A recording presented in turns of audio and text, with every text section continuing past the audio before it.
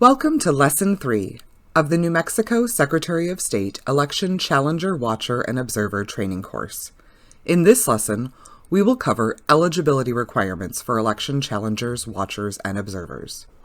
Let's start by covering some eligibility basics. Who can and cannot be an election challenger, watcher, or observer? For challengers, you must be voters registered in the county in which you are appointed.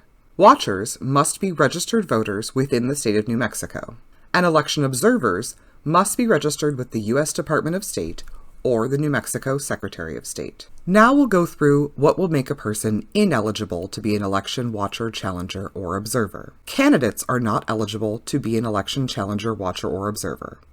If you are on the ballot for this election, you are not eligible to serve in that capacity. The family of candidates is also not eligible to be election challengers, watchers, or observers. If you are the immediate family of the candidate on the ballot for the election, you are not eligible. This includes spouses, domestic partners, parents, children, and brothers and sisters of any candidate to be voted for in this election. This also extends to the in-laws of candidates. If you are married to a parent, child, brother, or sister of any candidate to be voted for in the election, or if you are the parent of the spouse or domestic partner of any candidate to be voted in this election, you are not eligible to be a challenger, watcher, or election observer. Members of law enforcement are also not eligible to be election challengers, watchers, or observers. If you are currently employed as a sheriff, deputy sheriff, marshal, deputy marshal, or state or municipal police officer, you are not eligible to be a challenger, watcher, or observer.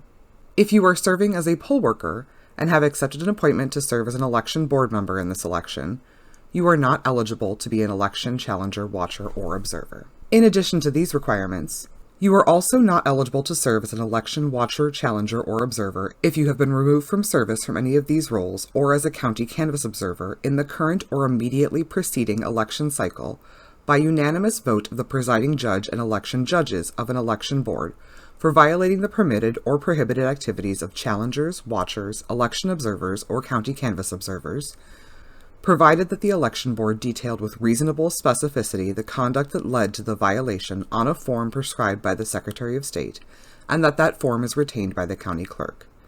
This means if you were a challenger, watcher, or election observer in the most recent election, and you were removed from your role for violating the rules, you are not eligible to serve as a challenger, watcher, or election observer in this election. Lastly, you are also not eligible if you have not completed this training and received a certificate from the county clerk. You must complete this training in order to be eligible as a challenger, watcher, or observer. Now we'll cover how you can become a challenger, watcher, or observer. Let's go over the appointment rules. First, let's cover the watcher appointments.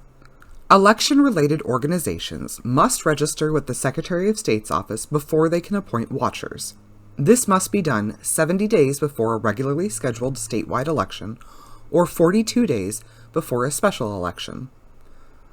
Registered election-related organizations may appoint watchers in the county by sending written notice to the Secretary of State's office at least 7 days prior to serving as a watcher during early voting, election day, or ballot qualification period for mailed ballots.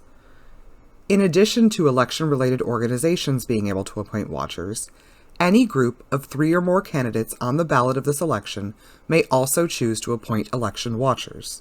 Watchers who are appointed on behalf of candidates may be present only in polling locations within the county of appointment at which ballots are cast for at least one of the candidates making the appointment. For challenger appointments, the county chair of each political party represented on the ballot in a partisan election may appoint in writing challengers for each polling location. If more than one challenger is appointed to a polling location, the challengers shall be listed in ranking order. If any county chair fails to make such appointments, or if there is no county chair, the state chair of the political party may, in a partisan election, appoint in writing one challenger for each polling location in the county. Challengers shall wear uniform identification badges at all times while they are present in the polling place, designating them as authorized challengers of the political party that they represent. Challengers shall not wear any other form of identification, party, or candidate pins. The Secretary of State shall prescribe the form and material of such badges, which will be furnished to the challengers by the presiding judge upon presentation of their written appointments. Subject to permission granted by the county clerk, Additional challengers may be present in the room in which the absent voter election board, the recount election board, or the election board for a special election conducts its business in a partisan election, provided that the number of additional challengers allowed is identical for each political party participating in the election. For county canvass observer appointments, the county chair of each political party, represented on a partisan ballot, may appoint in writing county canvass observers. A candidate for elected office and an election-related organization in a statewide or special election may each appoint county canvass observers in a county if the candidate or organization makes a written request to the Secretary of State and specifies the name of qualified appointees.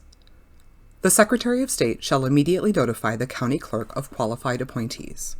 This concludes Lesson 3 of the New Mexico Secretary of State Election Challenger, Watcher, and Observer Training Course.